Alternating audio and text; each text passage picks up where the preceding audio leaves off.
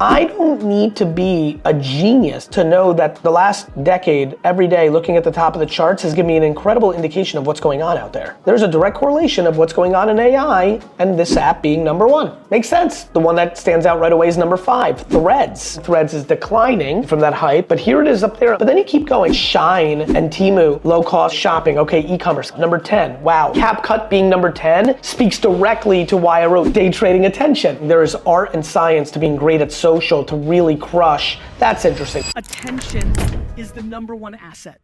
All right, hey Gary, how's it going? Welcome to the show. Thanks for having me. Yeah, of course. It's a pleasure to have you here. And we got you here for many different reasons, but obviously the one big reason today is to talk about your new book. I actually have a copy right here with me. Wanted to talk to you a bit about this book because it comes out May 21st. And you've written a lot of books in your time, and compared to other works like Crushing It and the other works that you've put out, what's so different about this one, and what did you kind of aim to give your audience this time around? Well, it's actually kind of interesting because it's, Crushing It was the follow-up to Crush It, and I would say Day Trading Attention is the follow-up to Jab, Jab, Jab, Right Hook. 10 years ago, I wrote a book that really hit. One of the definite reasons I wrote this book was how many people were emailing me about Jab, Jab, Jab, Right Hook in the last year or two, when that book was written in 2014 of best practices of social media creative, that was intended to really be a book that was good for 2014 and 15. And I was like, wait a minute, people are emailing me and saying this is so great and it's helped them grow, when I know 83% of that book is obsolete or not as great as they could be doing it. And originally Day Trading Attention was called Jab, Jab, Jab, Left Hook. And so it's different than some of my books, but it's very similar to one I've written in the past. And then specifically now, because I really do think marketing has finally tilted to, we're on the other side of the hill. No longer are we debating, is social an important part of the mix, I think you've got to be pretty out of touch, delusional, or corporate political to be fighting for alternative platforms as your predominant bet on building a brand and driving sales. Obviously Google AdWords is intent-based selling, right? People search something, they buy it, fine. But I'm talking about brand building for the sake of brand building or sales, both for personal brand, nonprofit, political aspirations, and definitely selling stuff as an entrepreneur or a Fortune 50 company. And I would say the Fortune 5000 set is incredibly bad at social media marketing. And I don't say incredibly bad lightly, and I'll be honest with you, I actually think I'm being kind. I think there's a huge disconnect. There's not ways to measure it. There's a misunderstanding. It's incredibly corporate when it needs to be authentic. And so, big opportunity to write the book, and really I wanted to make it, John, I don't know if you, did you have a chance to read it or skim it, or? Yes, absolutely. Read or skim? Read. So actually, just to flip the turntables for fun, what was the biggest aha or biggest observation you had? I haven't been able to talk to a lot of people that have read it yet, so I'm pretty excited right now. What was the take? What was the what was the best part or the most surprising part? I got to say, one of the things that really did surprise me in your take on everything, and it's something that completely kind of goes against the grain of everything in advertising as far as big brands are concerned, is kind of the abandonment of brand guidelines. I thought that was a really fantastic realization, because every time, I've worked in ad agencies before, and every time you're in there, they want to be very, very specific about, we have to use these colors, we have to use these specific fonts, we have to cater to exactly what our brand is like in a commercial. But it seems like you kind of went against the grain there and said, you know what, you have to blend in to this platform like TikTok or Instagram. You can't be a sore thumb. And if you're kind of a brand coming in there with your preconceived notions about what your content should be, then it's not going to work out for you. So I thought that was a really fun realization. Yeah, I think that context matters. I think relevance at scale to as many consumer segmentations is incredibly more important to actually driving business than delusional, subjective opinions in a boardroom of, fonts and colors. To your point, I have all sorts of feelings about that, but I can somewhat get on board occasionally if I'm tired. But man, someone's opinion of an adjective or like a picture, the big issue that brands have, to your point, is they are pushing corporate down historical academia of marketing ideology. Most of the principles that marketing in agencies and Fortune 500 land are living on is based on books and academia that is foundational to the 80s and early 90s pre-consumer internet. And so, yeah, I mean, just so everybody knows, it's the way you phrased it, blending in. To me, it's like, look, if you are not relevant to if you go to a cocktail party and you are not relevant in your words and your dress and your demeanor and your energy and your charisma to the 27 to 32-year-old Hispanic males in that corner, and you come over and you bomb and they're not interested, it's unlikely that you'll be able to get them to be your friends or do things with them. Same for a brand. If your brand shows up with its textbook brand positioning guidelines and you post something on TikTok, and let me say this slow, that's trying to make a 35 to 40-year-old young mom buy your product, we're not talking about the kids now. This is not just Gen Z. The stunning amount of 35 to 45-year-old females that consume TikTok all day long, if you're trying to give them a commercial, let's go back to what we do here, that makes them buy your beauty product or your apparel or your home goods, and it is not contextual to TikTok, and it is not relevant to them, because in this scenario, you're making an ad for, Korean-born immigrant moms that are into yoga in the Pacific Northwest, it will not sell. And I watch every day Fortune 5,000 companies, and I say 5,000 because it's not just Fortune 500. When you go into 5,000, you go into late stage venture capital, you go into private equity owned brands. I watch them continuously miss the mark by bringing television, process, operations, and mentality to a social media real world, and it is why we are seeing so much disruption and change. And the shame with that is, you mentioned it in your book, that it seems like nowadays for brands, the opportunity is endless out there, because they can put out any content any time of the day. They can test things out. They can take those stats, apply them to whatever commercials they want to do, more targeted things in the future, as you mentioned.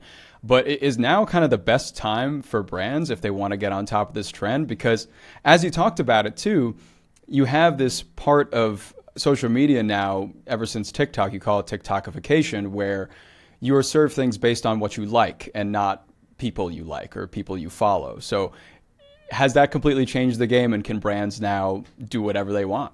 In a way that's bananas. Like the merit and do you understand that I've been grinding every day for 15 years to build up this audience of mine that I treated like email marketing, meaning I would try to put out a piece of content that brought them value, but I knew that I put in all this work and I had 15 million followers and a percentage of them would see it, just like email and email open rates. Now, you, brother, can post a video today around ping pong, around this blog or this podcast or this whatever. And if the content is right of the moment culturally and uses best practices on platform, and the book I talk about it as PAC, Platforms and Culture, the fact that you can get more views than anything I've ever made in my career, that is a level of creative meritocracy and consumer insights to why it happened that Fortune 500s dream about and spend millions of dollars on. And I can't believe that they continue to disrespect this as content. These are ads. Social media ads. This is a new thing at VaynerMedia. We've banned content. It is social media ads. And even the word test. Do you know that we've also banned test? And you're not wrong about the way you said it. But when you say, hey brand, you can test and learn, and they just think it's a proxy to the commercial. To me, this is advertising for the sake of better advertising. John, let me say this. I start the book with the ocean spray example that it all sold out across America because of one TikTok. More recently, Walgreens has a private label called Nice. You probably bought their nuts like everybody else at the register at times, right? And I've bought like their water for $5 for 24 before. Oh yeah. There you go. You bet. They have a private label named Nice, and one of the things they make amongst peanuts and water is mango gummy candies. Right. So this is on your radar? Yep. Yeah, we've reported on it actually a few weeks ago. I love you, because that means you are doing God's work to changing this industry. A single post, as you know, of mango gummy, Nice private label mango candy went out, caught fire, and every bag at Walgreens across America sold out.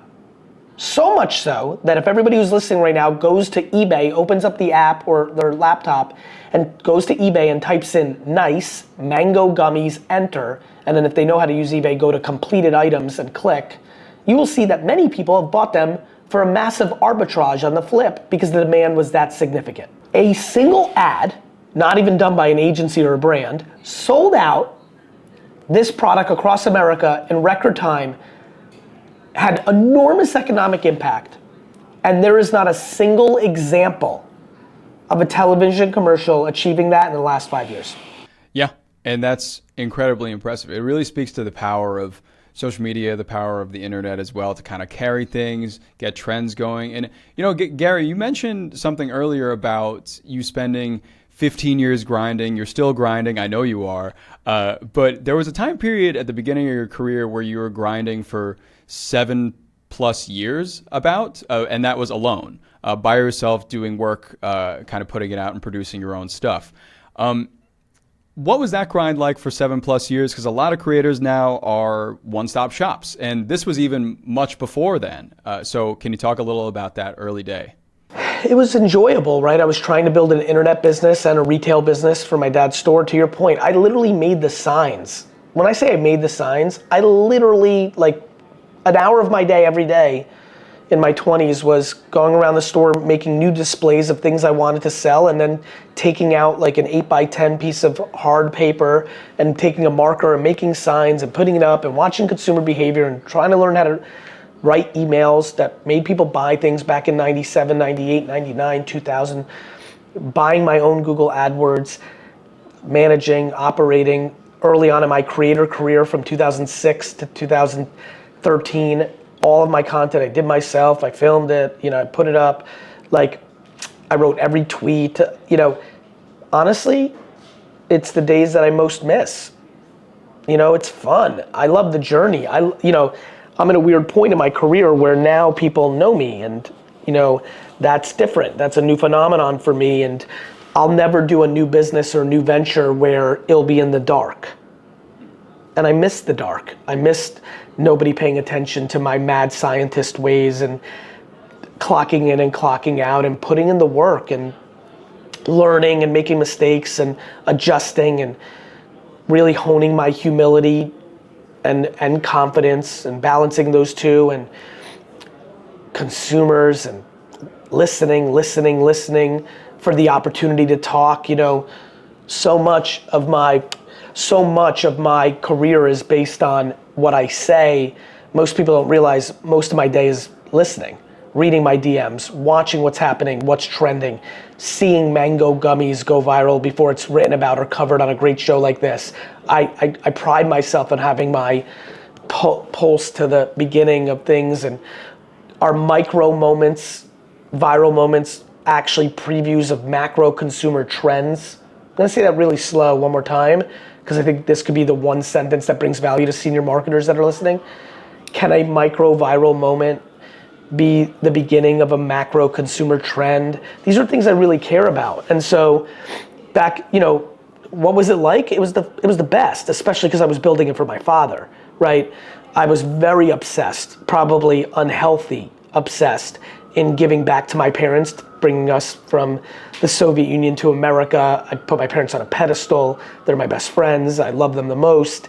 And I knew I was a talented kid with business because I'd proven that to myself with baseball cards and early times that I worked in the liquor store from 14 to 20. And so the early days were awesome in building the business, and the early days of being a content creator were awesome because I was learning the craft. I think something that makes VaynerMedia, my agency, so unique is I'm the chairman CEO, but I am an active executor of our services, and am easily, and this is with all due respect, I apologize to all 2,000 employees that work for me when they hear this, but I'm easily the most proficient and skilled at the craft as well within the organization. That is unheard of, brother, in advertising. Every CEO that I compete with is sitting in an ivory tower of a corporation, predominantly in Europe, that couldn't post on a social network or know how to run a media play or know what, LiveRamp is or data lakes or DMPs or forget about what I wrote about in this book, the first 3 seconds of a video and the creative variable and the copy and the time you post, the science around the art. I mean, this is my craft.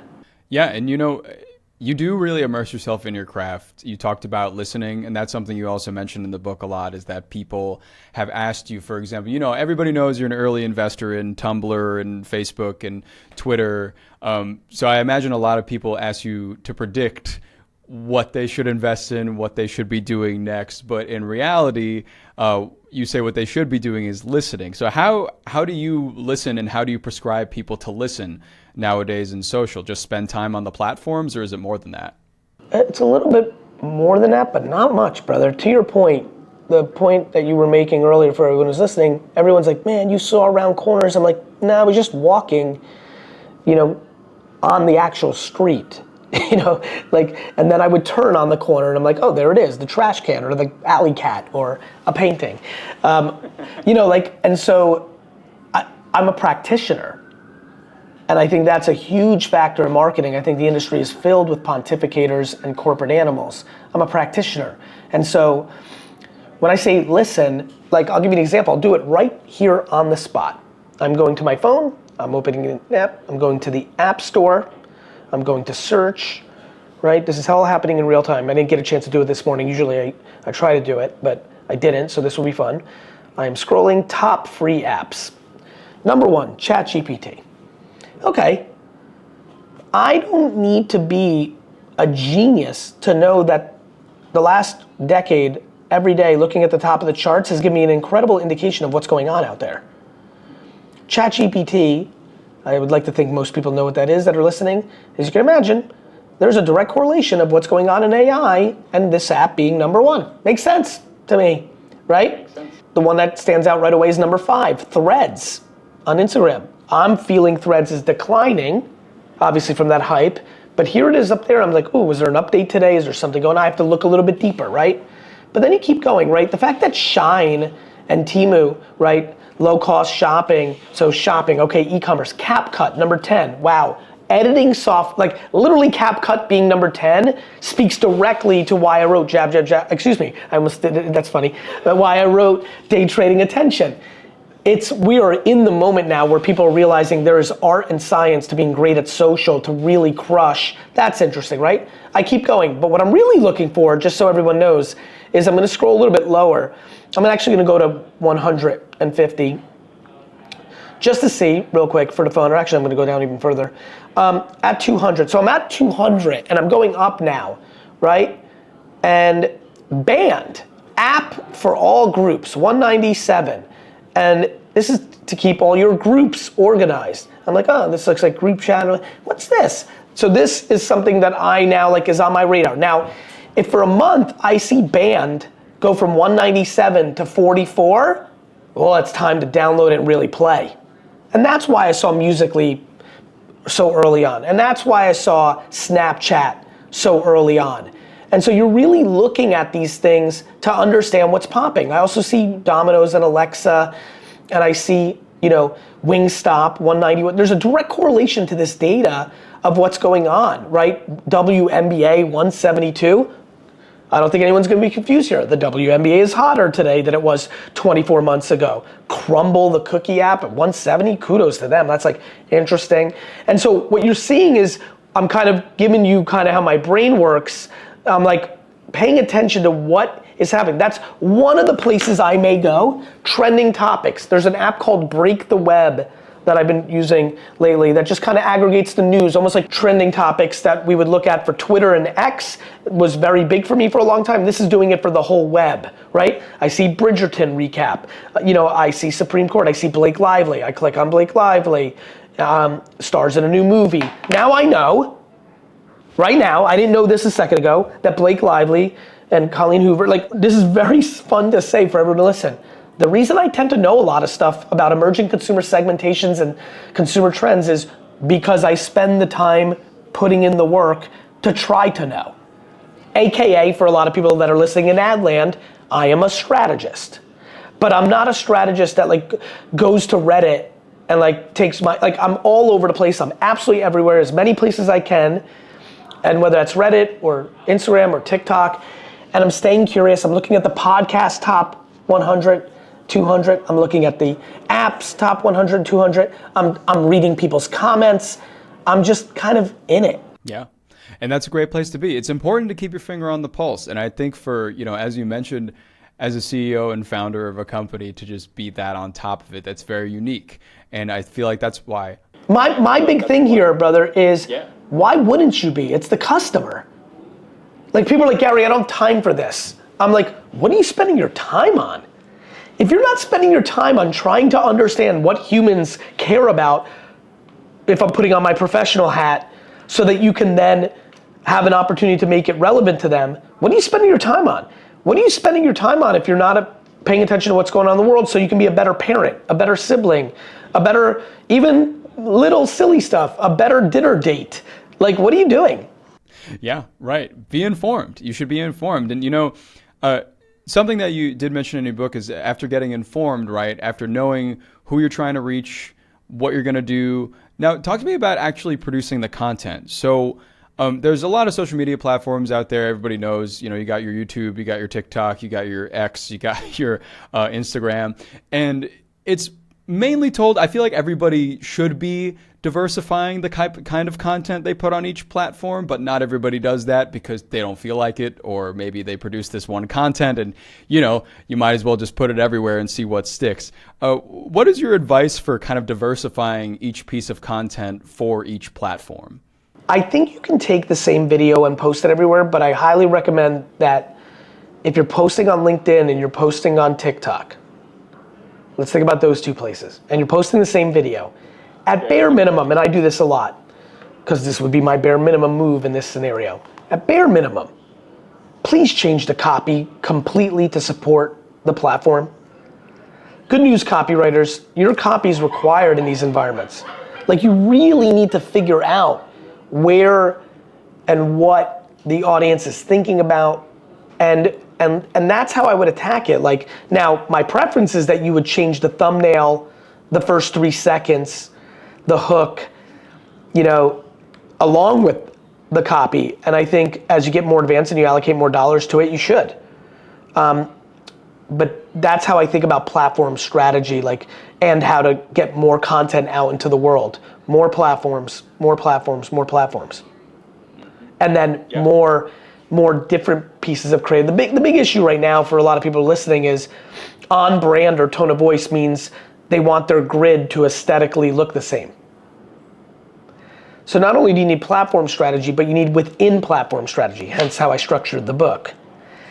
And I think that I think people really misunderstand the concept of relevance at scale to different consumer segmentations, which is going to make your grid look a little messy.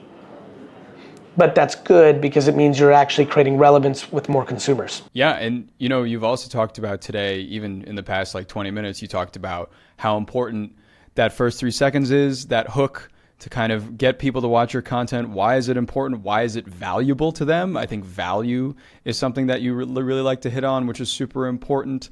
Can you give me how you construct a hook, or how you would construct a hook in that first 3 seconds? Simplicity, punch. You obviously are leading the witness because you're educated. I do think value matters. What am I going to get out of this? Right? That's how I think about it. When I tell you there isn't a single time I do creative where I'm not what's this person gonna get? Why should they consume this? This is what I razz a lot of my contemporaries who've done very well in life. I'm like, what value do you think you posting yourself on a private plane does for your audience? I'm like, I know what value it's doing for you. You're closing the gaps of insecurity. I'm like, but explain to me why this is good for them. And once in a while, through the years, somebody would counter me with like, it's aspirational. I'm like, look, if I'm being overly kind, you can probably manipulate me into believing that, but it's not why you posted it. And so I think most of my career has been built on, I've been obsessed to why. So when I think about the hook, it's like, why? You know, like, and it's very of the moment. Like, here's an example. If you're in the home selling business on any side of the funnel, are high interest rates right now keeping you from being able to sell and buy a new home? Like that, like, is pretty much explaining to that person, like, why? Right, like my world that I love with wine. By the way, everyone should sign up for winetext.com. Winetext, T-E-X-T. My dad would be very happy. But like, the reason I just did that little funny plug, though seriously though, you should buy from Winetext, it's that good, is because I've been doing these, I'm helping my dad's store. That's like a new service we have. It's like Groupon. You get a deal of the day on text. You just reply with how many bottles. It's killing it. And we're crushing my thesis. But like, you know, that first 3 seconds need to be like, are you drinking the same rosé over and over and want to get a much better one for half the price? That's not very hard for some, like, you know, I don't know how your drinking patterns are, but if you're into rosé and think about when I just did that. We're right on the precipice of rosé season. So I culturally know what's going on. I know what's going on with the consumer. And then you can see I can make that hook, right? And so, you know, for day trading attention, it's like such easy content, right? It's like, have you stagnated your growth on Instagram? Well, the answer is almost everyone has because of why I'm writing this book. It's hard. It's supply and demand of attention. There's too much supply right now to get easy views. And so you have to be better. That hook for the opening line, as you can imagine, I'm gonna be able to get a lot of people to stop with that because it matters to them. Yeah, because you're meeting them where they are, right? You're meeting the consumer where they are. You're addressing their concerns, I think is the important part. I'm meeting, and let me break down meeting where I am because I think this will help a lot of people. I'm meeting them in distribution and need state. I'm meeting them where they are because people actually consume their feed in social. And to your point, which I think is what you were making, I'm meeting them on their need state right now. Mm-hmm. Exactly. Which is the most important thing, right, for the consumer.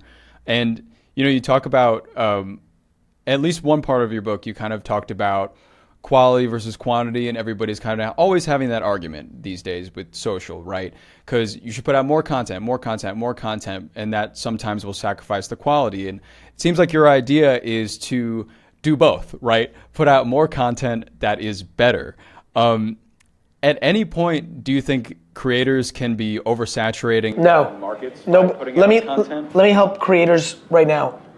Almost everyone doesn't know who you are.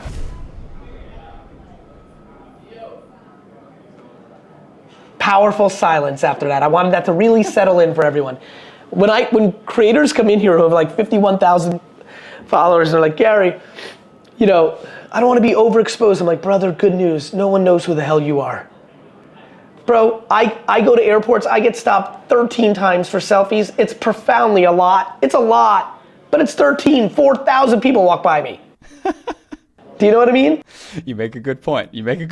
So overexposure, no. But it's a quality quantity ratio to your point. Does everybody have enough creative ideas to put out good content? Like, these are the things that are the issue, right? Like, I think that that's a huge issue, that most people aren't creative enough for new ideas, different formats. Do they have enough for brands that are listening, have they allocated enough money towards it? Brands will hire a creative AOR agency, millions of dollars to think of one idea for the year, but they don't spend that much money on producing social media creative. It's nuts. It's crazy. So, you know, I think there's a lot to this. Yeah. And in terms of coming up with creative, obviously a lot of people tend to go on the platform. You know, even in your book, you mentioned search kind of what your industry is, right? If you're a car dealership, you had a passage about car dealerships, right? If you own a car dealership, search car dealership, and you'll find some content that you like, and that you can potentially replicate or put your own spin on. So the idea with creating new types of content, though, it has been interesting to me. Is it all right as well to try completely different formats that maybe haven't succeeded on the platforms yet? Or would you mainly put most of your energy to try to kind of mimic other things that have already been successful but make them your own? Yes. Both. So both. That's right. Corporate and entrepreneurs and creators alike love ore. Everybody loves ore, brother. People love ore. And meanwhile, over here, the brilliant one, the good brother of the two brothers, because ore's the bad brother, is and. And's sitting over here being like, yo, I'm here. I can solve all your problems. Like, it's unbelievable right now. I'm gonna do a really interesting exercise. I think people are gonna email me about this. My email is Gary@VaynerX.com, VaynerX. Email me only, because I get too many emails. Email me only if something profound just happened when I do this. Please stop, forget about this interview. I hope you're enjoying it. And think about 1 or 2 or 3 things you're struggling with right now in life. Forget about even business. And just tell me if you replace the or thinking with and thinking, I can do both. And that, not or. By the way, this happens all the time in my life when I do this with my inner circle of friends, family, associates. It's shocking what happens to your ability to solve a problem when you follow and versus or. And so if something just unlocked for you and you like are on your way, please let me know because I'd love to. The answer is and. Of course you should do what's working. It's like being a brand. Gary, should we market to heavy users? Hell yeah. We need to keep them and hopefully get another unit out of them. But Gary, what about prospecting new users? Hell yeah. We want people to start the process of becoming a heavy user. So, of course. And that's actually the issue with brand guidelines and tone of voice. It makes everything so limited, nobody can make stuff. And it's all politics. People are treating individual social media posts like a Super Bowl commercial. The meetings, brother, cost more than just posting the content. And back to that, when people are like, change that adjective or change that color purple to blue, post both. Right. See what works. You have to try different things. Yeah, and remember, it's an ad. They're both ads. If you're willing to run the same commercial on television 4,000 times on a flight, why wouldn't you post the same piece of content twice with different colors or a slight change in adjective? People have got it all wrong, brother. I'm telling you, the game is broken. Fortune 5000 treats social like a bastard child when it's the golden goose, and their operational vigor and processes are based on television, which you take 9 months to think through something to get it out in the world, versus something that I just wrote a book called Day Trading on. Like, this is day to day. And it's an amazing opportunity. You can advertise every single day and things may pop. And then you'll sell stuff and get insights. It is crazy to me. All out of absolute ideology of the past, audacity, creatives that don't want to do in social because they're too good for it, forgot that they weren't good enough for Hollywood, so who are they? Like, the whole thing's broken, bro. The whole thing's broken. Yeah, you know what? Kind of going off of that, these Fortune 5000 companies, I really wanted to hit on this particular point that we've seen so many influencers, creators, whatever you want to call them, people that are very popular online come out with their own products, right? So we've seen, Logan Paul Prime, we've seen skincare brands abound. I feel like everybody's got a skincare brand nowadays. But, we've seen all these brands come out from these creators, more niche creators and smaller creators than, for example, one guy versus Dove or one guy versus GE or something like that. Do you think that influencers or private brands can ever kind of eclipse corporations in this new landscape? Yeah, not only do I think they could, I predict they will. I believe that in 15 years when we wake up, toothpaste, deodorant, potato chips, sneakers, everything, that there's an extraordinary amount of opportunity. You know how I know this? Because it already happened. I don't know if you heard of this brand of sneakers called Air Jordans. I've heard of it, yes. Yes, okay. Let me tell you what the Air Jordan version's going to be in the future. Along the way, the next LeBron, Kobe, or Jordan, somebody in the next 20 years will have the courage to, instead of taking the $100 million bag from Reebok or Nike or Under Armour, they're gonna do it themselves. And I know people are like, Gary, but supply chain, I get it. But too many of the things are getting commoditized, supply chain, distribution, and it's just very clear to me. Now that's a tough one because of supply chain and distribution, but what is not tough is pretzels. What is not tough is tissues. And so these humans have so much awareness built in and so much relevance built in. They're winning on relevance and awareness. It's all the same. The game's the same. Gary, you don't believe in reach and frequency. It's the only thing I believe in. I don't believe that GRPs and digital programmatic impressions are actual awareness. I think you're buying bullshit on potential reach, not actualized reach. I think I'm just buying media on places that are actually reached. That's it. By the way, I don't care about social media. I'm gonna make fun of social media in 10 years when our attention's somewhere else.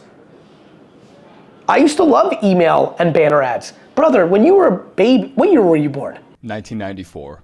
Man, I love it. When you were 3 years old, I was buying banner ads on winespectator.com and getting 6% click-through. Do you know how insane that is? I don't know if you know about banner ads numbers these days, 0.00000. But it was the early internet, and the few people, probably at the time, tens of thousands that were going to winespectator.com, the most progressive guys and gals on Wall Street and law firms in New York City that like were early movers that were into wine, they looked at the banner ad because we didn't know any better. That was part of the full experience. Now it's gone. The only reason social's winning is the ads are natively integrated to the experience. The feed is the feed is the feed. Whereas when you're watching television, Gary, people still watch sports. I'm like, I know, but they don't watch sports commercials, except for the Super Bowl. And so, you know, I think that there's a lot of that. So yes, I think many of the biggest brands in 15 years will be created by human-based influencers. Now, will they see them coast to coast? I don't think so. I think the Procter & Gamble's and Kraft's and PepsiCo's will end up buying those things for billions of dollars and they'll become brands there, so they'll buy them out, but I think they'll be created by, and I think one or two entrepreneurs will come along the way and go evergreen, you know? Yeah, I think, you know, you make a great point there, because I feel like there's this continuous dichotomy between the creators and these businesses, these giant businesses. Because, right, you know, like Wendy's has a Twitter account, right? All of these companies have their TikTok accounts. Some do it really well, some don't do it really well. But it's very, very hard, or a lot harder, it seems, for a brand to become meaningful to someone versus another person or somebody that they feel like they know. How can a brand do that? I feel like the best example of this could be Duolingo on TikTok, but how can a brand become more humanized? By having a mascot. You know, we worked on Duolingo in LATAM, full disclosure. We work on Mug Root Beer in America right now. There's no coincidence why that's crushing. It's because it's us, we know what to do, and it's a mascot. Flo from Progressive, Jake from State Farm, the Geico Lizard, they work. When I say our forefathers and mothers had it right, they did. The jingles, the mascots. We lost our way in the 90s in advertising and have never come back. We're not as creative as we think we are. We overemphasize data when it's commoditized. We're not as good at marketing. Like Don Draper's dead. Like we don't have that level of talent. If you're talented enough, you do your own shit. So we've got to recognize that. I've built one of the largest independent advertising agencies in the world in the last 14 years. The day before I started it, I worked in a liquor store. That shouldn't have been allowed. I'm gonna say it again, they allowed it. Because all of the holding companies and the creative AORs, and they all poo-pooed and laughed at where the attention was, I was able to grow. That is a mistake. And That's what brands are doing wrong. Brands can win, brother. To your point, you brought out Wendy's, growth. You can bring out Slim Jim, growth. You can bring out Elf Cosmetics, growth. You can bring out Poppy, growth. There's a lot of examples, my guy. People are like, oh, people will only go with humans. I'm like, people love Louis Vuitton handbags. People love their iPhone. Oh my God. People like brands and products. Here's the difference. Humans, random humans, entrepreneurs, are better at marketing than agencies and brands. The reason the humans are working is they know what to do in marketing. It's called the new world. This is now the television. For everybody who's listening, I'm holding up my phone. And the television has become the radio. And we don't want to admit it. John, we do not want to admit it in agency land. You know that. No, we do not. We never did, and we may never will. And yes, we will, because we're going to be forced to. Agencies are going to go out of business, brother. I don't think people get it. You can only hold on to a fake environment in B2B for so long. You know who didn't want streaming to happen? The cable incumbents. It didn't matter what they wanted. You know who didn't want influencers to happen? Actors and actresses. It didn't matter what they wanted. It doesn't matter that agencies make all their money on black box DMPs and television commercial creative. The market will adjust because the brands are going to get hurt. And after a while of them being hurt, they're going to blame their partners at some point. Listen, I mean, it's a big change happening. And something that I don't want to miss is that, we talk about these Fortune 5,000 companies. There's also a lot in your book, and just you speak about daily about small businesses and how small businesses can kind of work together at times, and how small businesses can stay alive during this time and thrive during this time. Now, from that big corporation down to a small business, how does a small business create a social strategy, and how does a small business thrive today? They become the agency. They have to do it internally, and they have to live my life and the millions of people I see on social for their car wash and their dog walking business. They have to do it. And so, like, if you're 47 right now and you're listening and you're 47, you're young, you're a year younger than me, and you're like, I don't even know what to do. I don't even have a social media account. But you have a sandwich shop, and you have 3 employees at the register daily. My intuition is that a lot of them are under 25, or, potentially from an immigrant. Like, you gotta literally walk in as you're listening to this on the treadmill or walking your dog or on the way to the car.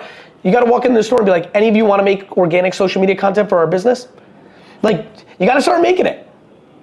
And they're probably gonna stink, or they're remarkable. Maybe they're naturally remarkable, or they do it for themselves so they knew what to do with your sandwich or your bag of chips or the milkshakes you sell.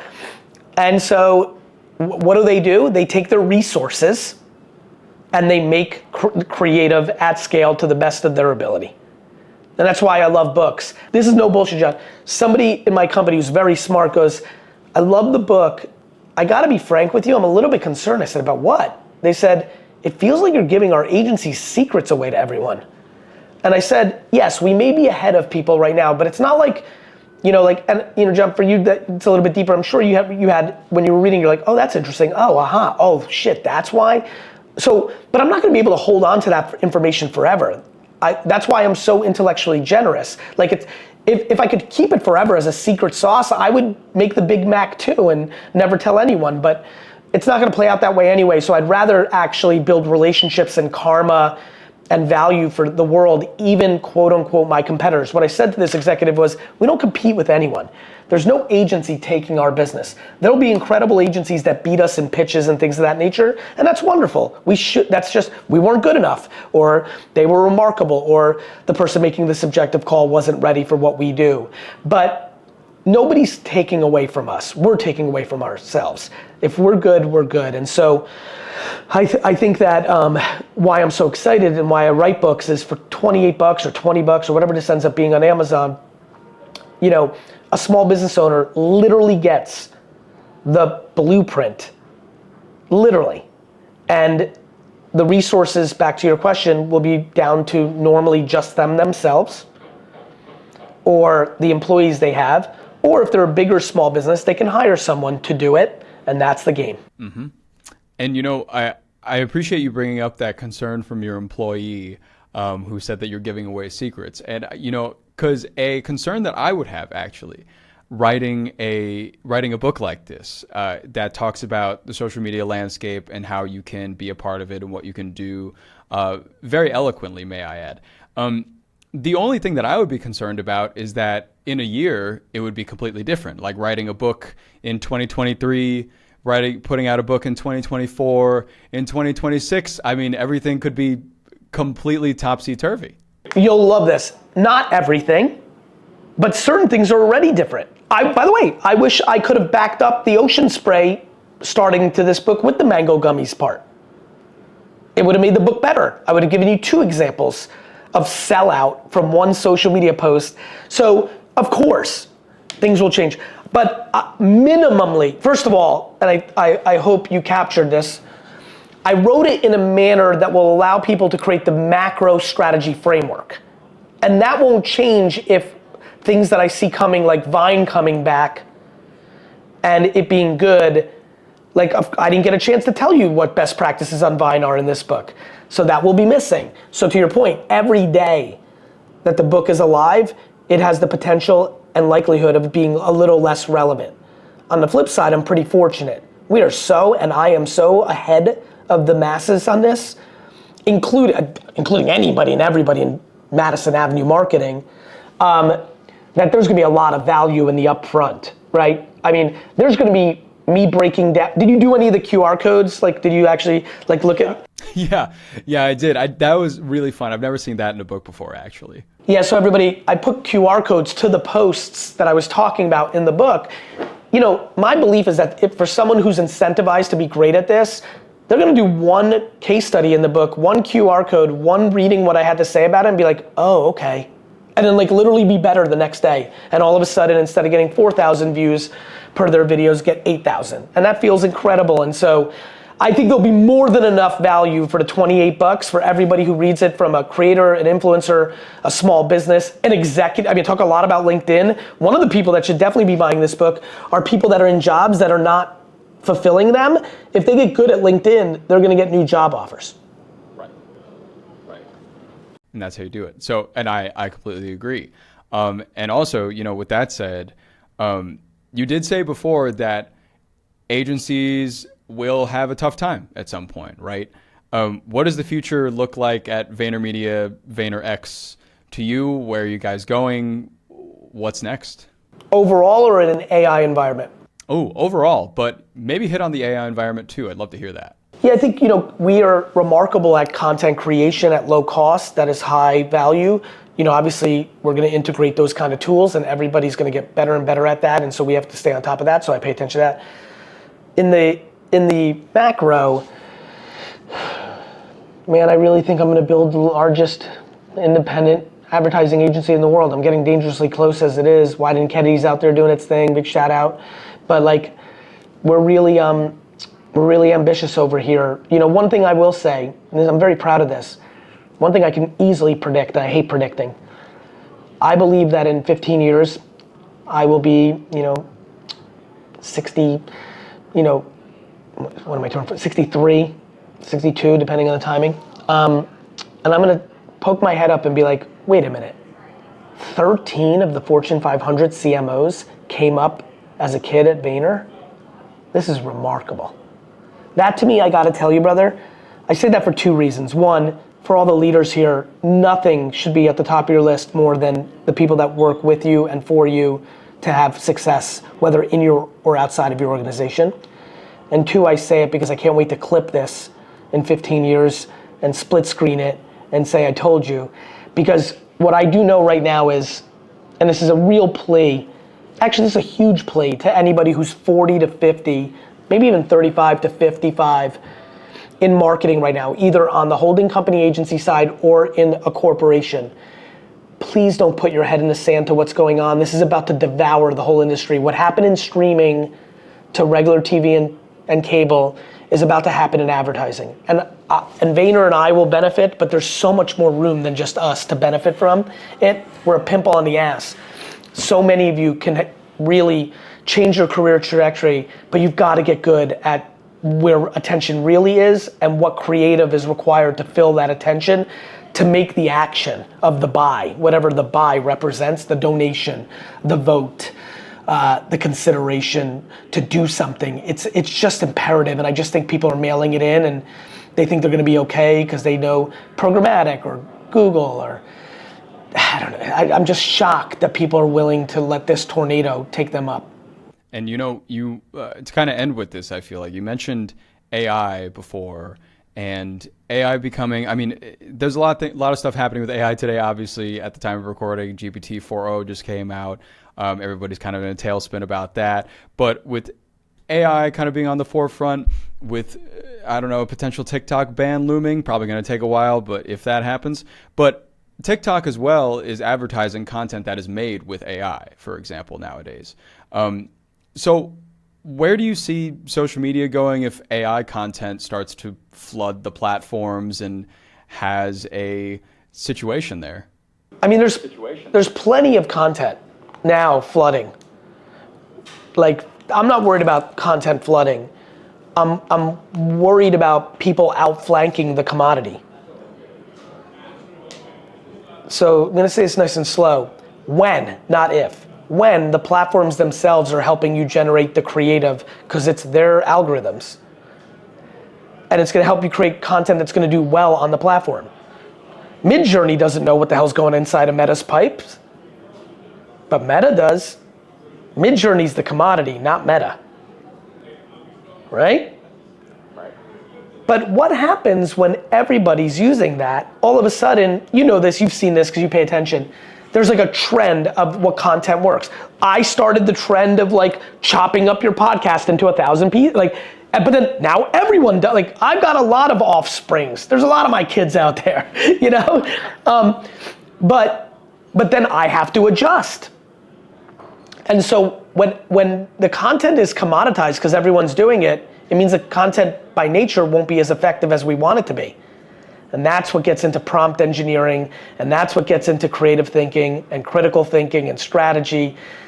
It is day trading attention, John. I'm really happy with this title. I'll tell you why. It hit me the other day on a chat. I never thought of it prior to 2 days ago. Day trading attention. How to actually build brand and sales in the new social media world. This is my dummy series. I'm gonna write a book in 10 years that says day trading attention. How to actually build brand and sales in the new VR world. The reason I'm comfortable with this book is I'm gonna help people strategically create the framework of execution, and then they just have to be good at paying attention to platforms and culture daily to then do the thing. That's what I think. Well, Gary, thank you so much for the time today. Thanks for some advice. Thanks for some wisdom. Thanks for some chats. It's been really, really fun. I hope to see you again real soon. Thank you, my friend.